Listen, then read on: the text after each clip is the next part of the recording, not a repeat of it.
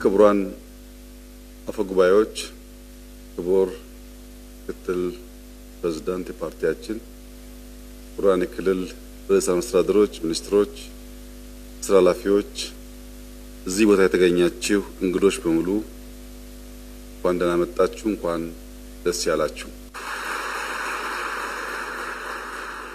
ባለፉት 10-20 ዓመታት በመንግስት ስራ ውስጥ የነበራችሁ ሰዎች በተለይም ቴክኖሎጂ ጋር የሚያያዝ ስራ የምትሰሩ ሰዎች የዛሬውን ቀን እንዴት እንደምታዩት መገመት ያስቸግራል። እኔ ግን ብዙ ነገር አስታወሰኝ። አዲስ አበባ ከተማ አቶ መኩሪያ ምክትል ከንቲባ እያሉ የአዲስ አበባ መሬት ይዘረፋል እና በጂኦ ስፓሻል ዲጂታይዝ እናድርገው የሚል ሀሳብ ምን ያክል ሲያጨቃጭቅ ሲያካስስ እንደነበረ ሳስበው፣ የኢትዮጵያ ገቢው አነስተኛ ነው፣ ኦቶሜት እናድርግ ይቀየር አሰራሩ ስንል እስከ መንግስት ድረስ ክስ ቀርቦ የመንግስት መሪዎች ተሰብስበው ይሄ ጉዳይ ብሎ የገመገሙበትን ጊዜ በጣም ያስታውሰኛል። ቢፒአር፣ ቢኤስሲ ኦቶሜት እናድርግ፣ ዘመን ተቀይሯል፣ እንቀየር ሲባል የነበረው ትግል በሀገር መከላከያ ሚኒስቴር በተለመደው ትራዲሽናል መንገድ የምናደርገው ዝግጅትና አካሄድ አያዋጣንም፣ እንፍጠን፣ እንዘጋጅ ያልንበትን ዘመን ያስታውሰኛል።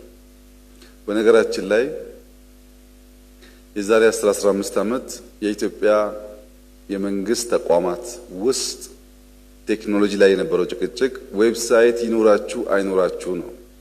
ዌብሳይታችሁ መረጃ አፕዴት አያደርግም፣ ያሉት ኢንፎርሜሽኖች የዋሉ ያደሩ የቆዩ ናቸው፣ ይሄን ማሻሻል አለባችሁ አለብን ነበር ጭቅጭቁ።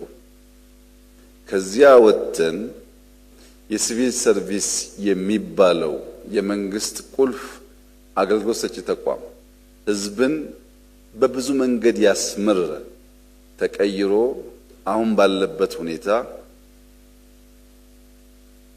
ዘመናዊነት ተላብሶ ማየት ለእንደኔ አይነት ሰው የሚሰጠውን ደስታ መገመት ትችላላችሁ። በዚያ ያለፋችሁ ሰዎች፣ በዚያ ጭቅጭቅ ያለፋችሁ ሰዎች ደግሞ እንኳን ደስ ያላችሁ ብላችሁ ወዳው። መሶብ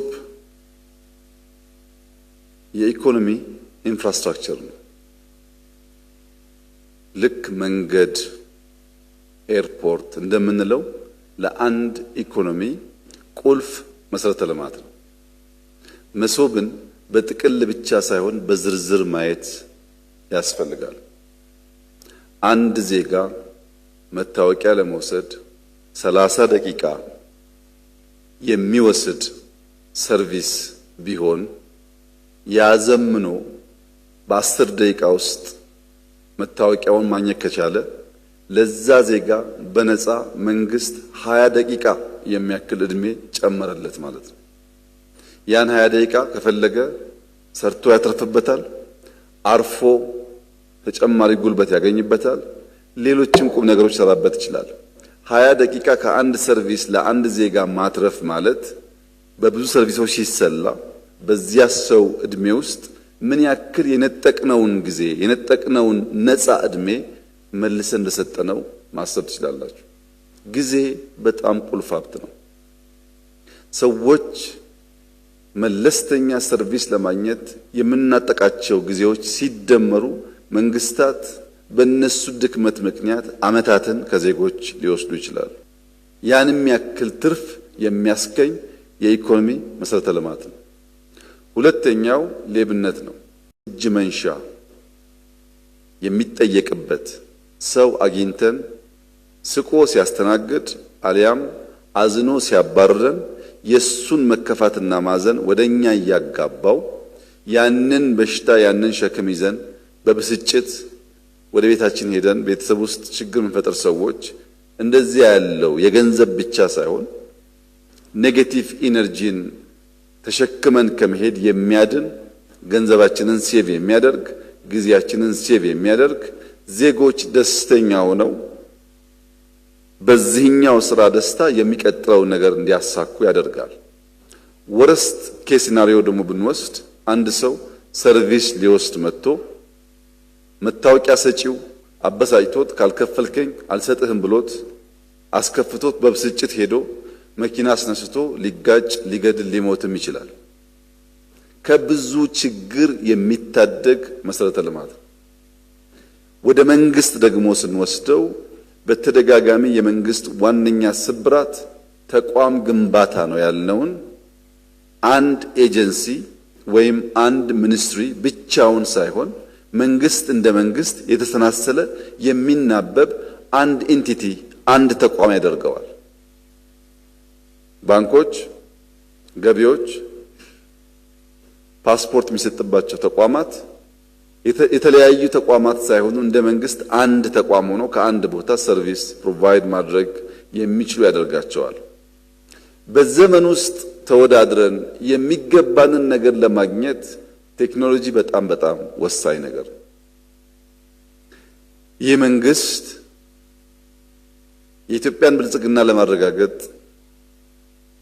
5 ቁልፍ ሴክተሮች ብሎ ከማይኒንግ፣ ከግብርና፣ ከኢንዱስትሪ፣ ከቱሪዝም እኩል ቴክኖሎጂም አንዱ ዋናው ፒላር ነው ያለበትን ቀን እና ጊዜ ሳስበው ይገርመኛል። ምክንያቱም ያኔ እንደ እብደት ይቆጠር ነበር።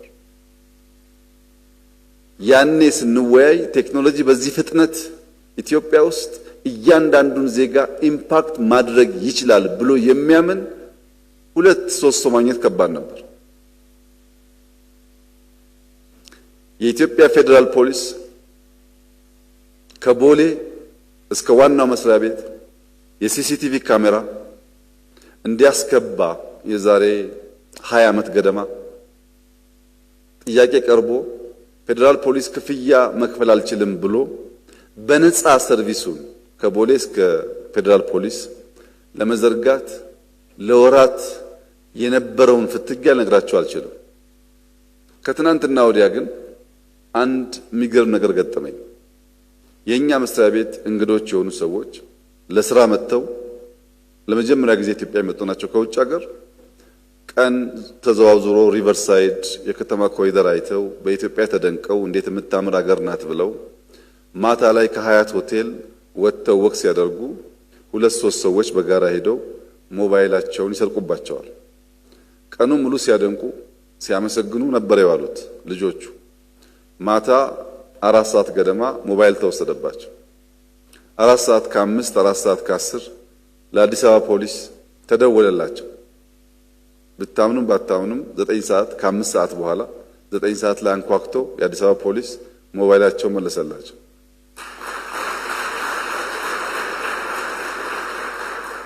ኢትዮጵያን በመንገድ ንጽህናዋ በኮሪደሯ በተከለችው ዛፍ ነበር ስናደንቅ የዋል ነው።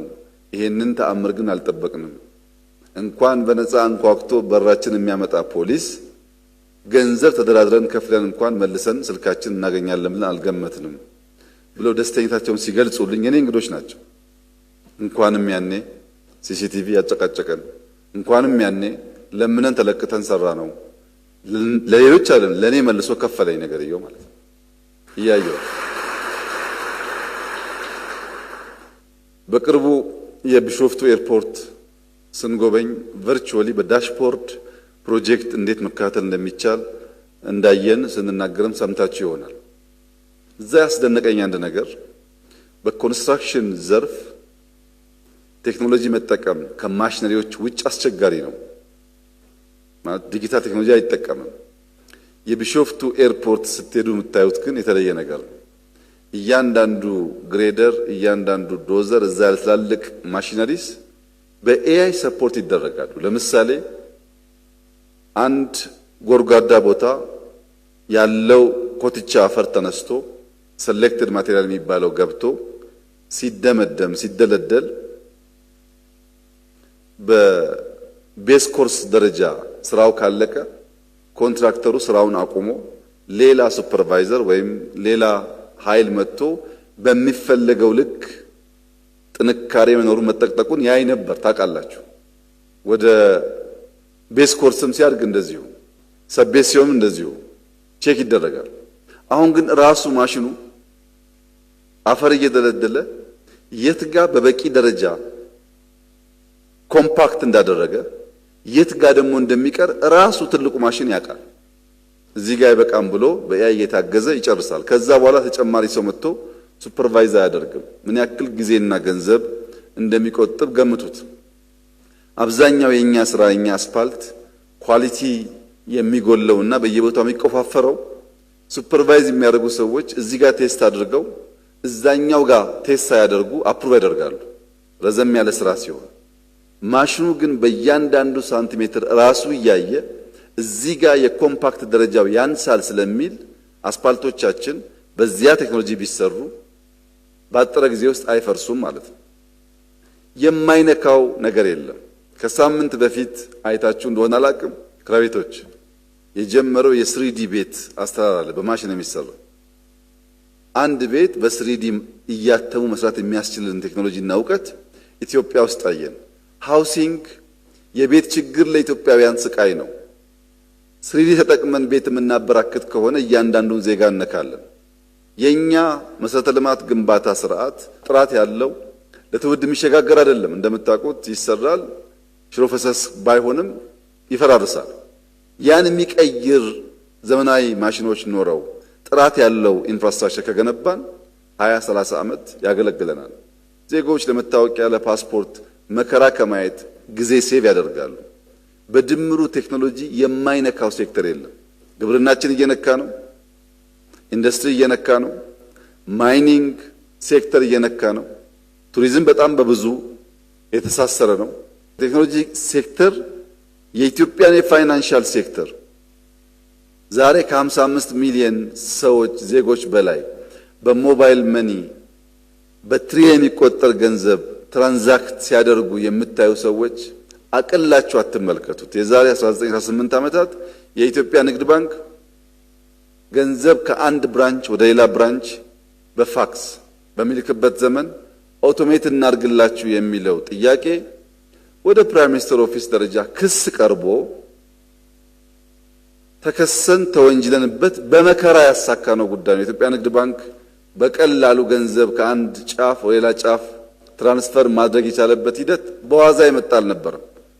ያኔ በዘመኑ ብርቅ ነበር። አሁን ግን ሞባይል መኒ መጣ። ሰው ከቤቱ ሳይወጣ ባንክም ሳይሄድ ገንዘብ ትራንስፈር ማድረግ የሚያስችልበትን ኢምፓክት ቴክኖሎጂ አምጥቷል። ይህ ሴክተር አሁንም በዘገየነው ልክ ሳይሆን ተሽቀዳድመን በሚገባን ተርታ እንድንቆም የማድረግ ብቃቱ ከፍተኛ ነው። ለምሳሌ በአፍሪካ ውስጥ አሁን ባለው ሁኔታ 2፣ 3፣ 4 ሀገራት የቨርቹዋል ሰርቪስ ወይም በአንዳንድ ሴንተር የሚሰጥ ሰርቪስ አላቸው። መሶብ አይደለም። ለምሳሌ ውጭ ጉዳይ ሄዳችሁ ውጭ ጉዳይ የሚመለከት ኦቶሜት የሆነ ሰርቪስ የሚሰጥ ተቋም ያለባቸው ሀገራት አሉ። በጣም ጥቂት ናቸው። በአፍሪካ ደረጃ ልክ እንደ መሶብ ዩኒፋይድ የሆነ ሁሉም ሰርቪስ ከአንድ ቦታ የሚሰጥበት ሀገር ግን የለም። ለአንድ ኤጀንሲ፣ ለአንድ ሚኒስትሪ፣ ለአንድ ተቋም ይሰጡ የሞከሩ አሉ። የኛ የሚደንቀው በአንድ ዓመት ጊዜ ውስጥ አንድ ብለን ጀምረን 70 ብራንች መድረሳችን ነው። 70 ብራንች በአፍሪካ ሳይሆን እንደ ልምድ መውሰጃ ብለን የንባቸው ሀገራት በ10-15 ዓመታት 70 አልደረሱ። 10-15 ብራንች ነው የደረሱት። ስኬሉ ይገርማል። ያ ደግሞ በተሟላ ሁኔታ ሳይጠናቀቅ ወደ ባስ እንቀይረው፣ ባስ የመሶብ ሰርቪስ ይስጥ ብለን ከጀመን 3 ወር ገደማ ነው። የዛን ዕለት ባስ መሆኑ ብቻውን በቂ አይደለም፣ ኤሌክትሪክ ባስ መሆን አለበት። ጋዝ ስላወጣን የጋዝ ባስ መሆን አለበት ብለን ነበር። 3 ወር ሳይሞላ አሁን ውጪ የጋዝና የኤሌክትሪክ መሶብ ማየት ይቻል። ከሁሉም ይደንቀው ደግሞ በአፍሪካ በሁሉም መስክ የመጀመሪያው የሆነው ዩኒፋይድ መሶብ አፕ ነው። በስልክ አንድ ሴንተር ሄዶ መገልገል አስደናቂ መሆኑን ተደንቀን ሳንጨርስ ዜጎች ከስልካቸው ላይ አንዳንድ ጉዳይ ካላቸው ከቤታቸው መገልገል የሚያስችል መሶብን ከሴንተር ከባስ ወደ ሴልፎን ወደ ሞባይል ያስገባ ነው። ይህ በዓለም ደረጃ በጣም ጥቂት ሀገራት የደረሱበት ደረጃ ነው። ምክንያቱም በሁሉም በቴክኖሎጂ ባደጉ ሀገራት ውስጥ ትልቁ ችግር ዳታን ከአንድ ተቋም ወደ አንድ ተቋም ያለውን መቀያየር መለዋወጥና የዳታን ኤክስቼንጅ በበቂ ደረጃ መገልገል አለመቻል ነው። ብዙዎች ጋር ዳውን ሳይድ ሆኖ የሚነገረው ይህንን ነገር የሚፈታው ስልክ የተለያዩ ተቋማትን ሰርቪስ በአንድ ስልክ መገልገል ከቻል ቀጥሎ የሚጠበቅብን ጉዳይ እነዚህን ዳታዎች የምናከማችበት አንድ ቦታ መፍጠር ነው። ከዚህ ቀደም ብየዋለሁ። የኢትዮጵያ አርቲፊሻል ኢንተለጀንስ ኢትዮጵያ የናሽናል ክላውድ እንድትገነባ የተሰጠውን አቅጣጫ ተቀብሎ ምናልባት በሚቀጥለው ዓመት የሚጠናቀቅ ይመስለኛል። በጣም ግዙፍ ክላውድ እየገነባች ነው።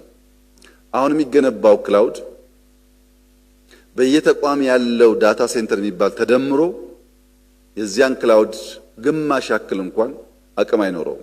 ትልቅ ካፓሲቲ ያለው የዳታ ሶቨርኒቲ ያልነውን የዳታ ሉዓላዊነት እናረጋግጥ ያልነውን ጉዳይ የሚያሳካ ነው።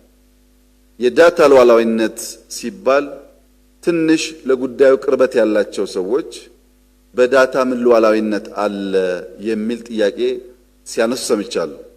የዳታ ሉዓላዊነት እንደኛ ቴክኖሎጂ ለጀመሩ ሀገራት ነው። ትክክለኛው የቴክኖሎጂ ሉዓላዊነት ነው። ወደዛ አስፓይር አድርገው የሚሰሩ ሀገራት አሉ።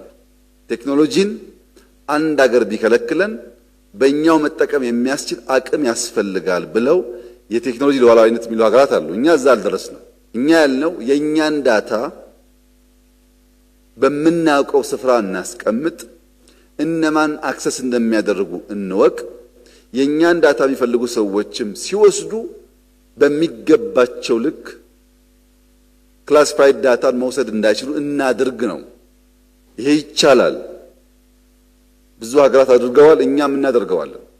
ዳታ ውድ ሀብት ስለሆነ ነገር ግን የዳታ ሶቨርኒቲን በናሽናል ክላውድ ግንባታ ብቻ ሳይሆን በካቢኔ ሕግ አውጥተን ብቻ ሳይሆን በየተቋም ይህ ጉዳይ እንተገበር ከጀመርነው ጎን ለጎን በቂ ስላልሆነ የሃርድዌር ምርት እንጀምር ብለን የኤአይ ኢንስቲትዩት ከእናንተ ተቋም ጋር በመሆን የላፕቶፕ እና አይፓድ ፋብሪካ ከኤአይ ዩኒቨርሲቲ ጋር ደምሮ እየሰራ ይገኛል። በጥቂት ዓመታት ውስጥ ሶፍትዌር ላይ ያለን ብቃት፣ ዳታ ላይ ያለን ብቃት በሃርድዌር ደረጃም ላፕቶፕ እና አይፓድ ማምረት የሚያስችል ስራ እየተሰራ ይገኛል ኢትዮጵያ ውስጥ።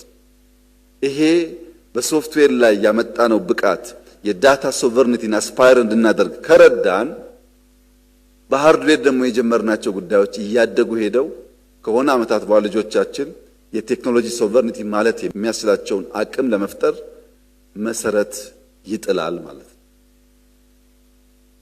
ቴክኖሎጂ በሁሉም መስክ ኢትዮጵያ ውስጥ እያመጣ ያለውን ነገር ለመገንዘብ እንዲያግዘን 55 ሚሊዮን ሞባይል ተጠቃሚዎች የቴሌብር ይጠቀማሉ።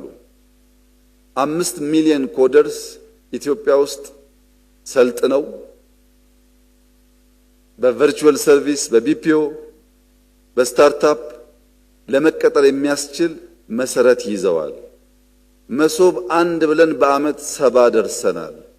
ዲጂታል ፋይዳ ለብዙ ጊዜ የተናገርንበት ጉዳይ ቢሆን ዲጂታል አይዲ ፋይዳ በቅርብ ዓመታት ጀምረን 45 ሚሊዮን በላይ ደርሰናል።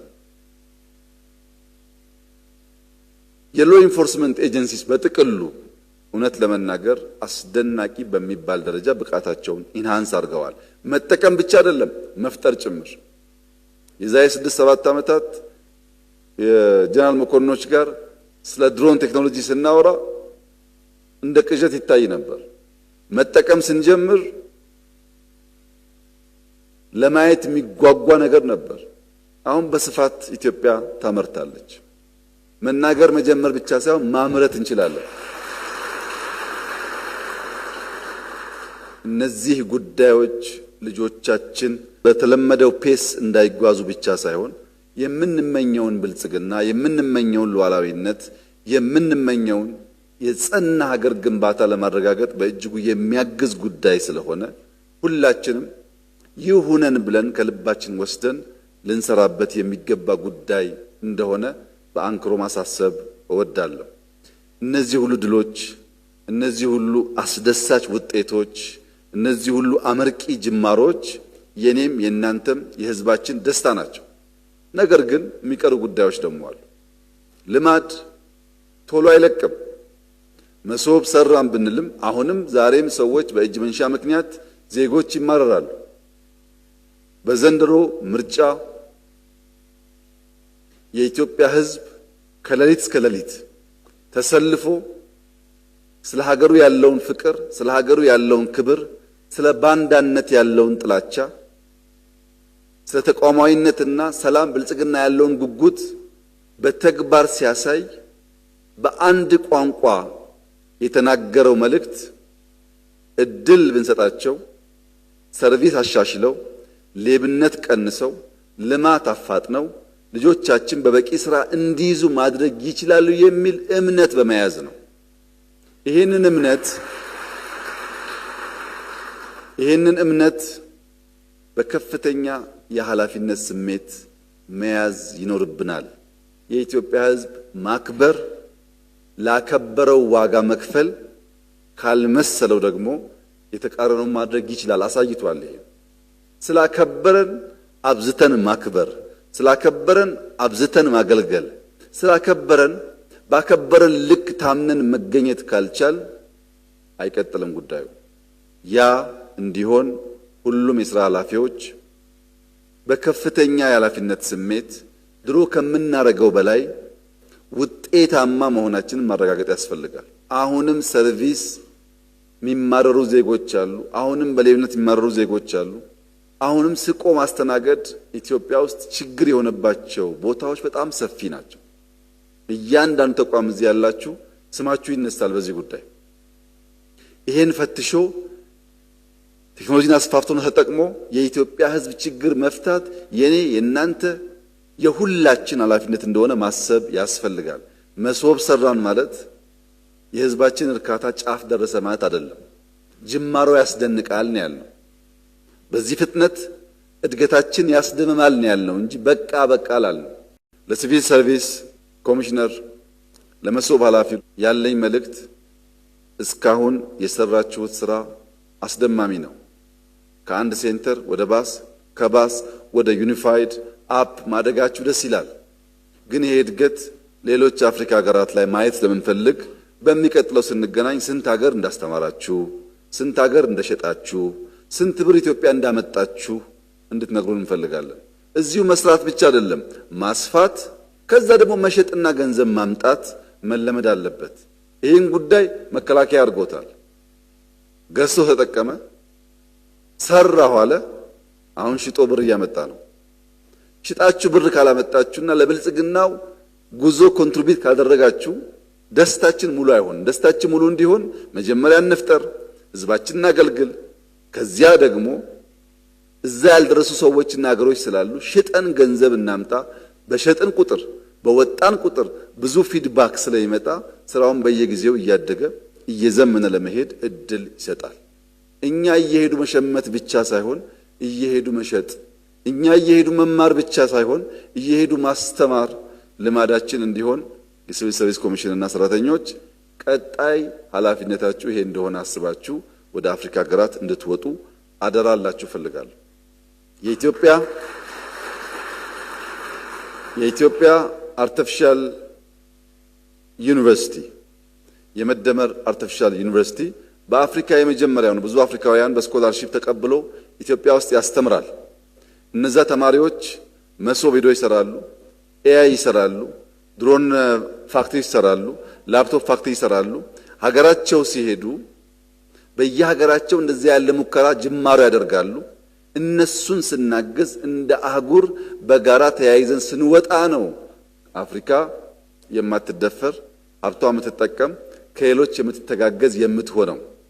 ሉዓላዊነት ስንል ከሌሎች አንማርም አናስተምርም ማለት ሳይሆን አውቀን እንሰጣለን፣ አውቀን እንገዛለን ማለት ነው። ኢንተርዲፔንደንሲው በእውቀት ላይ የተመሰረተ መሆን አለበት ማለት ነው። ያን ማሳካት እንድንችል እንድንረባረብ አደራላችሁ ፈልጋለሁ። እጅግ የተወደዳችሁ የሥራ አመራሮች የዛሬ 6 ዓመት ስንዴ ኢትዮጵያ ውስጥ ማምረት አለብን መግዛት የለብንም ስንል የነበረን የስንዴ ማምረት ብቃት ውስን ነበር።